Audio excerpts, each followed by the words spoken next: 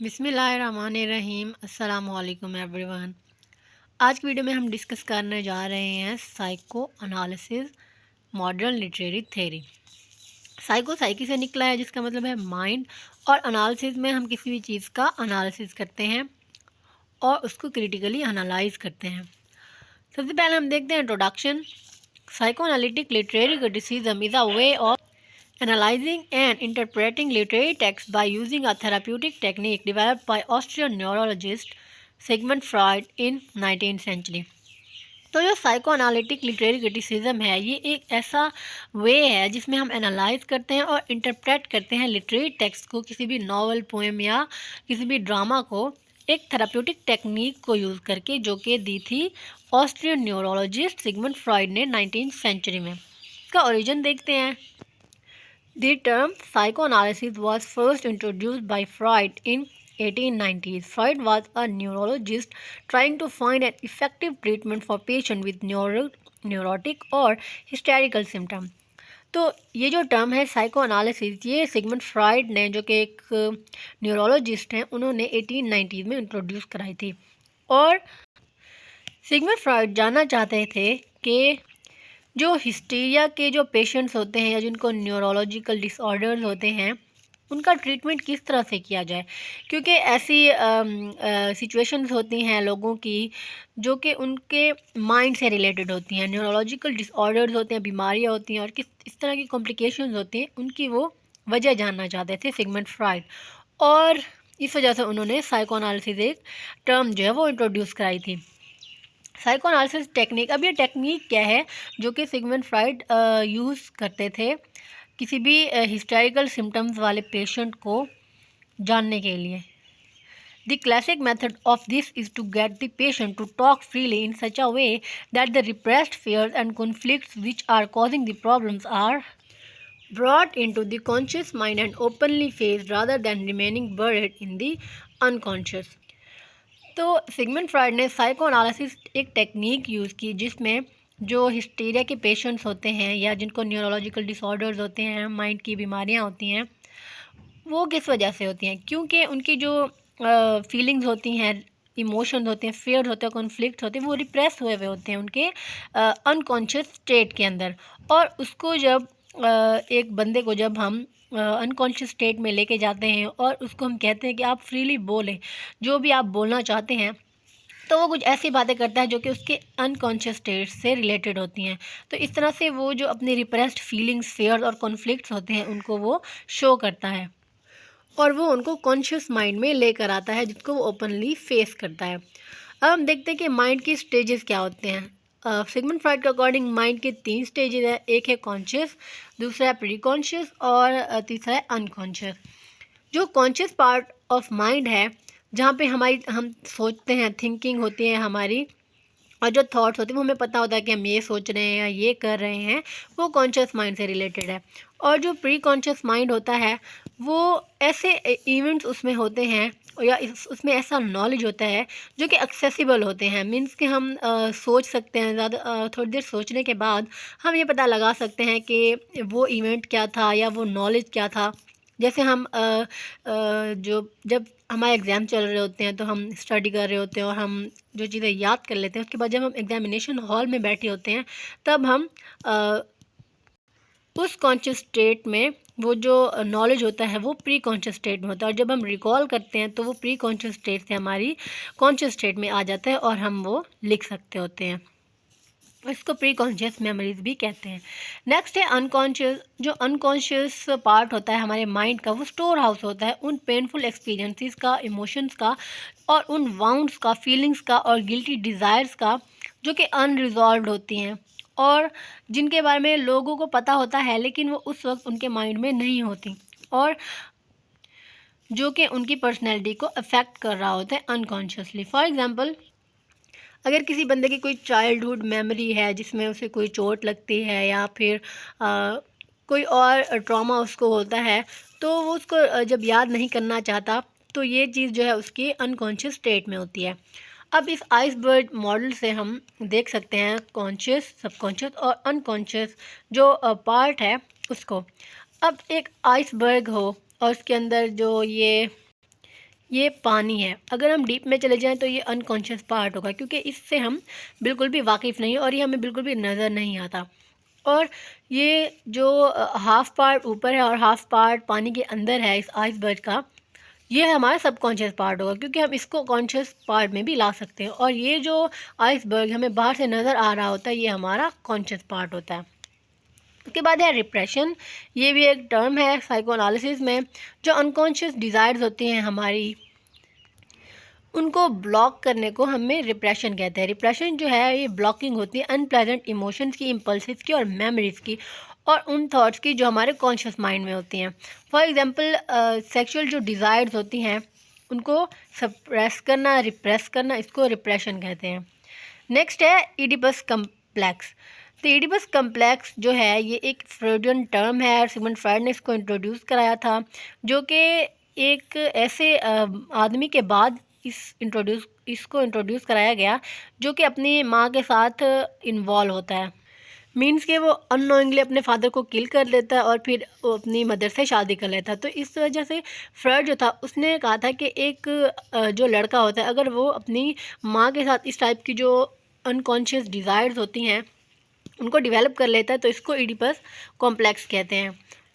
और अगर कोई लड़की अपने फादर के साथ इस टाइप की जो फीलिंग होती है उनको रिलेट कर लेते तो इसको इलेक्ट्रा कॉम्प्लेक्स कहते हैं।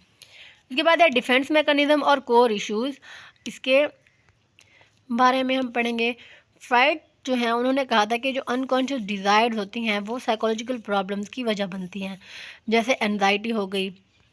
और जो डिफेंस मैकेनिज्म है ये एक ऐसा प्रोसेस होता है जिसके साथ हम हमारी जो अनकॉन्शियस डिज़ायर्स होती हैं उनको अनकॉन्शियस स्टेट में ही रखते हैं, ताकि हम अनप्लेजेंट फीलिंग्स को, पेनफुल एडमिशन को और रिकॉग्निशन को अवॉइड कर सकें। For example, forgetting the death of someone love or close person, parents provide stress और anxiety। फॉर एग्जांपल, अगर किसी का कोई अपना जो है प्यारा जो है उसकी डेथ हो जाती है तो वो उसको ज़्यादातर याद नहीं करता। मीन्स कि जब काफ़ी अर्सा गुजर जाता है तो वो इस चीज़ को याद नहीं करता, क्योंकि अगर वो याद करेगा तो ज़ाहिर सी बात है उसको पेन होगा। नेक्स्ट है इंटरप्रिटेशन ऑफ ड्रीम्स। फ्रॉइड जो है उन्होंने कहा था कि जो ड्रीम्स हैं वो विंडोज़ होती हैं हमारे अनकॉन्शियस माइंड की वर्किंग के अंदर, और जब हम सो रहे होते हैं तो अनकॉन्शियस जो है वो फ्री होता है कि वो अपने आप को एक्सप्रेस कर सके। लेकिन जो मैसेज हमारे अनकॉन्शियस स्टेट जो होती है वो ड्रीम्स के ज़रिए एक्सप्रेस करती है, उसको हम सिम्बल्स और मेटाफर्स के ज़रिए आल्टर कर सकते हैं। और जो ड्रीम्स होते हैं वो दो टाइप के होते हैं, मैनिफेस्ट कंटेंट होता है और एक लेटेंट कंटेंट होता है। मैनिफेस्ट कंटेंट जो होता है it refers to the literal और surface level of story line of a dream. इसमें हमें वो चीज़ साफ साफ दिखाई दे रही होती है जो कि अनकॉन्शियस स्टेट हमें बताना चाह रही होती है। इसमें इमेजेस होती हैं, कैरेक्टर्स होते हैं, एक्शंस होते हैं और ऐसे इवेंट्स होते हैं जो कि ड्रीमर जो है उनको ईजीली समझ सकता है कि ये जो ड्रीम है ये इमेज मुझे किस बारे में जो है वो इशारा कर रहा है। सेकेंड होता है latent content. It refers to the underlying symbolic meanings and unconscious desires that are expressed through a dream. It represents the hidden thought, wishes and conflicts that may be disguised in the manifest content of the dream.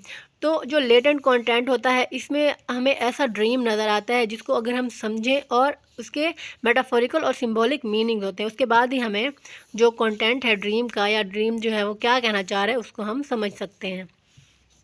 Fried ने personality theory दी थी psycho analysis में।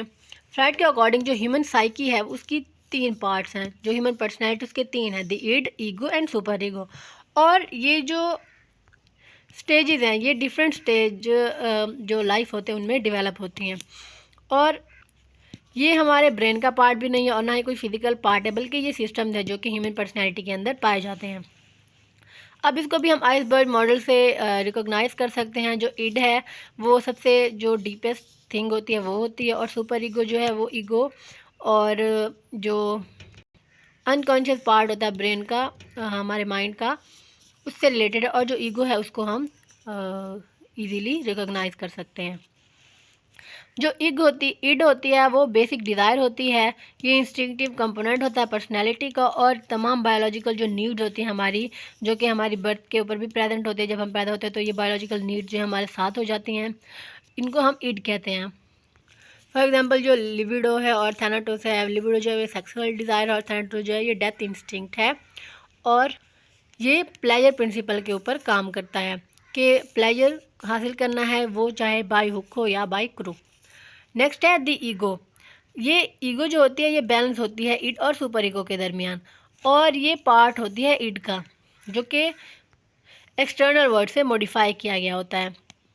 Ego जो है ये reality principal के ऊपर based होती है, रियलिटी प्रिंसिपल के ऊपर काम करती है, और जो सोसाइटी होती है उसकी वैल्यूज़ और नॉर्म्स के अकॉर्डिंग काम करती है। उसके बाद है सुपर ईगो। ये मोरालिटी के ऊपर बेस्ड होती है और इड के अपोजिट होती है, और ये इड को कंट्रोल करती है। सुपर ईगो जो है ये वैल्यूज़ और मोरल्स ऑफ सोसाइटी के जो प्रिंसिपल होता है उसके ऊपर काम करती है, और जो एक बंदा जो मोरल्स और जो वैल्यूज़ होती हैं जो अपनी पेरेंट्स और अपने इर्द गिर्द फैमिली से जो लर्न करता है ये उनके ऊपर बेस्ड होती है। और ये 3 से 5 साल की उम्र में ये जो सुपर ईगो है ये डेवलप हो जाती है, और ये फेलिक स्टेज ऑफ साइकोसेक्सुअल डेवलपमेंट के अंदर भी डेवलप होती है। उसके बाद साइकोसेक्सुअल डेवलपमेंट है कि किस तरह से जो साइको लेवल है एक बंदे का वो डेवलप होता है उसकी बर्थ से onwards. According to Sigmund Freud there are 5 stages of it. तो साइकोसेक्सुअल डेवलपमेंट के सिगमंड फ्राइड के अकॉर्डिंग जो हैं वो 5 स्टेजेस हैं। सबसे पहले है ओरल स्टेज। ये 2 साल की उम्र से स्टार्ट होती है, और इसमें जो चाइल्ड होता है वो बाइटिंग करना और प्लेजर हासिल करना सीखता है। उसके बाद एनल स्टेज है। ये 2 से 3 साल की उम्र में होती है, और इसमें वो जो सोसाइटी की डिमांड्स होती हैं, जो उसकी फैमिली उसको कहने को करती है, उसके ऊपर रिस्पॉन्ड करना सीखता है। थर्ड है फैलिक स्टेज। 3 से 7 साल की उम्र के दौरान होती है ये, और इसमें जो बच्चा है वो अपना जेंडर रिकॉग्नाइज करता है। उसके बाद है लेटेंसी स्टेज। ये 7 से 11 साल की उम्र के दरमियान होती है, जिसमें सेक्स जो होता है या लिबिडो जो होते हैं वो क्वाइट होती हैं। उसके बाद है जेनिटल स्टेज। ये 11 से अडल्टहुड के दरमियान होती है, और ये इसमें चाइल्ड जो है ये मेच्योरली बिहेव करता है। अब हम देखते हैं कि साइकोसेक्सुअल एनालिसिस जो है या साइको एनालिसिस जो थेरी है ये हम लिटरेरी वर्क के ऊपर किस तरह से अप्लाई कर सकते हैं। In psychoanalytic reading of literary work critics seek evidence of unresolved emotions, psychological conflicts, and guilt in literary work. The author's own childhood traumas, family life, and sexual conflicts will be traced in literary works. तो जब psycho analytic theory को हम किसी literary work के ऊपर apply करते हैं तो उसमें हम जो अनरिजॉल्व इमोशंस होती हैं, साइकोलॉजिकल कॉन्फ्लिक्ट्स होते हैं, गिल्ट्स होते हैं लिटरेरी वर्क के अंदर, उसको हम एनालाइज करते हैं, और जो ऑथर है उसका जो चाइल्डहुड है, उसके जो ट्रामाज हैं, फैमिली लाइफ है, सेक्शुअल कॉन्फ्लिक्ट्स हैं लिटरेरी वर्क्स के अंदर, उसको भी हम देखते हैं। ये पॉइंट्स हम इसमें डिस्कस करेंगे। अगर किसी भी लिटरेरी टेक्स्ट के ऊपर हम साइको एनालिसिस की थ्योरी अप्लाई करते हैं तो ये क्वेश्चन जो है वो हम पूछ सकते हैं। What does the work suggest about the psychological being of its author. कि जो वर्क है, जो वर्क लिखा गया है, जिस ऑथर ने लिखा है, वो उसकी साइकोलॉजिकल जो बीइंग है, साइकोलॉजिकल जो स्टेट है उसके बारे में क्या कहता है। What might a given interpretation of work suggest about psychological motives of the reader. और जो रीडर है उसके साइकोलॉजिकल मोटिव्स क्या हैं इसके बारे में भी ये सजेस्ट करता है और एनालाइज करता है। फर्स्ट है सन्स एंड लवर्स, जो कि एक वर्क है लिटरेचर में, इंग्लिश लिटरेचर में। इसके ऊपर हम साइको एनालिटिक रीडिंग को, साइको एनालिटिक थ्योरी को अप्लाई करेंगे। According to psychoanalysis, Sons and Lovers reflects one of the Freud's most famous theories of Oedipus complex. इसमें हम इडिपस कॉम्प्लेक्स को ईजीली देख सकते हैं। जैसे कि फ्रॉइड ने पहले ही बताया कि जो मैन है वो यूजुअली फॉल इन लव हो जाता है सबसे पहले अपनी लाइफ में, वो है उसकी इमेज ऑफ हिज मदर। अपनी माँ की इमेज के साथ उसको लव हो जाता है, किसी भी मैन को, किसी भी लड़के को। और जब वो लड़का थोड़ा सा बड़ा होता है तो उसकी जो सुपर ईगो है वो एक्टिवेट हो जाती है, और जब वो उससे ज़्यादा ग्रो होता है, ओल्डर होता है, तो उसकी जो सुपर ईगो है वो सप्रेस हो जाती है उसकी ईगो के साथ। और जो इस सन्स एंड लवर्स में जो प्रोटैगनिस्ट पॉल है उसने भी deep love and affection create कर ली है अपनी मदर के साथ, तो इस वजह से वो इडिपस कम्प्लेक्स से सफ़र कर रहा है। नेक्स्ट है हैमलेट। विलियम शेक्सपियर के प्ले हैमलेट में जो कैरेक्टर है हैमलेट, उसकी इनडिसीजन, हेजिटेशन, रिवेंज लेने में हिचकिचा रहा होता है अपने अंकल क्लॉडियस से। तो अपने क्योंकि उसके जो अंकल होता है उसने उसके फादर की डेथ की, उसके फादर का मर्डर किया होता है, इस वजह से वो उसे बदला लेना चाह रहा होता है, लेकिन वो डिसाइड नहीं कर पा रहा होता है कि वो किस वक्त मारे, कैसे मारे, और वो हिचकिचा रहा होता है इस काम को करने के लिए। तो इस वजह से वो जो उसकी अपनी गिल्ट और सेल्फ डाउट है वो उसकी वजह बन रहा होता है अपने अंकल को मारने के लिए और अपने फादर की डेथ का बदला लेने के लिए। तो साइको एनालिटिक थ्योरी के अकॉर्डिंग जो हैमलेट है वो इंटरनल कॉन्फ्लिक्ट्स और डाउट्स में घिरा हुआ है, जो कि उसकी अनकॉन्शियस स्टेट की तरफ उसको वापस लेकर आते हैं, और वो इस बात पे गिल्टी है कि वो अपने फादर को मरने से बचा नहीं पाया था। तो इस तरह से हम किसी भी वर्क के ऊपर साइको एनालिटिक थ्योरी को अप्लाई कर सकते हैं।